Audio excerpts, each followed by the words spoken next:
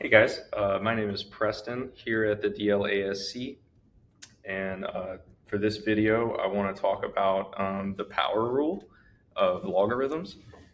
So Ryan here has a video that covers operations, and he does a lot of examples of log rules using the power rule, the product rule, and the quotient rule.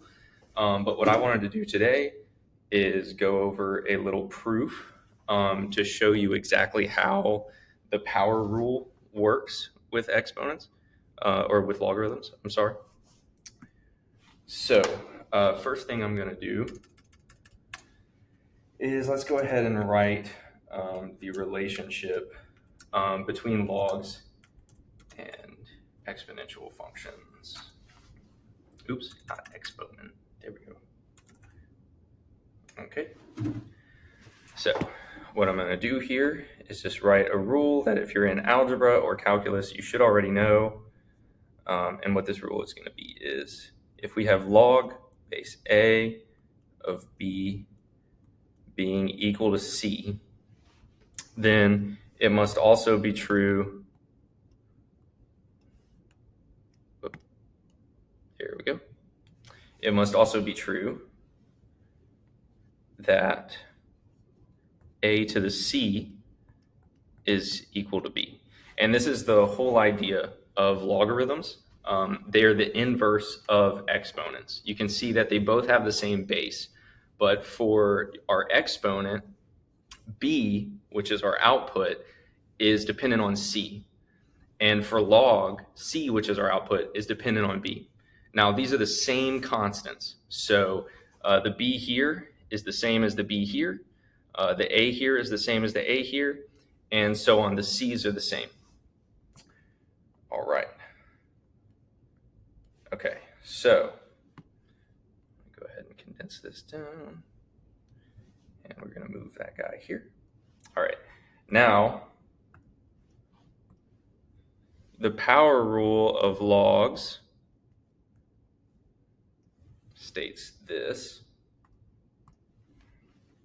It says that log base A of B times, let's do, or no, actually, whoop, there we go. Log base A of B, and let's just go ahead and use 2, just to kind of show how it works. This is equal to 2 times log base A of B. Okay. So I'm not going to make it too general. We are going to use B squared in the argument of the log as an example. And I'm just going to go ahead and show you how this works. Okay.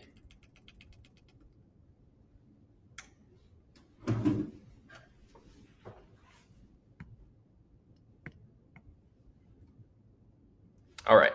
So what I'm going to do, because I want to show that this guy right here, I want to show that that's true, right? I'm going to take this relationship that we have up at the top where it shows how logs are related to exponential functions. And what I'm going to do is I'm going to start with A to the C equals B. Okay. Now, I know that B is the same in each relationship. That's the same constant. C is the same constant. A is the same constant, just like we had described before. And I want to know what B squared does, right? I want to go ahead and square B and see what happens, see if we can make sense of this.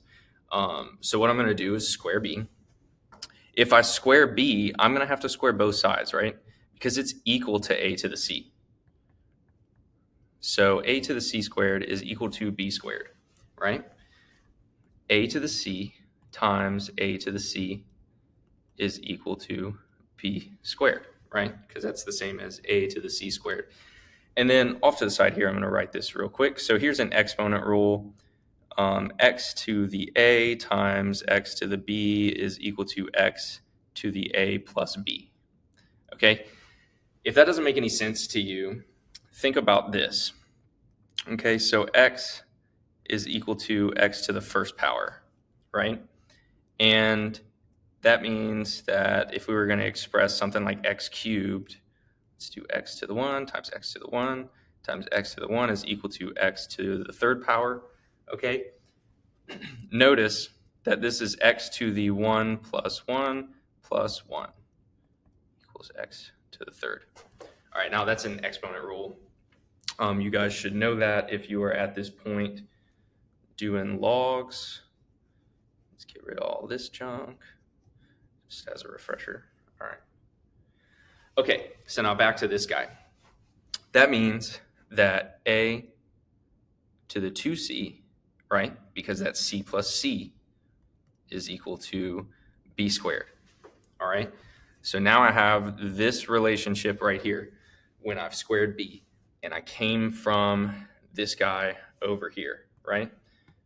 So now that I've got this, well, I know the way that the relationship between logs and exponents work. So since I have this, what I can say is that that means that log base a of b squared is equal to 2c, right? That makes sense. It's the same thing that we did here in the first step up in this box at the top left, right?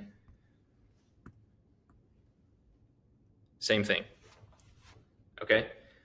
And then there's another thing that we need to notice.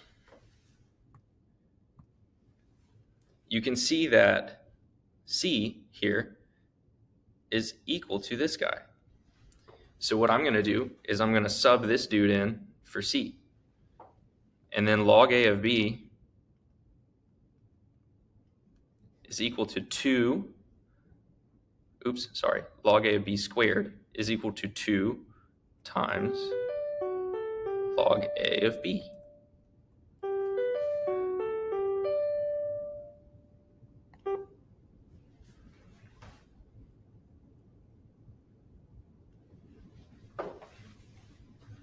Okay, well, I'll just do that again. Okay, so I'm going to sub this log a of b in for c, and we're going to have log a of b squared is equal to 2 log a of b. There we go. That is the proof, and that's how it works. It helps me a lot to understand how these things work, because I don't have to just memorize them and hope that I'm remembering them correctly. If I needed to, then I could derive this and make sense of it to myself, which is how I prefer to do it anyway. And hopefully you are curious as well and appreciated this video.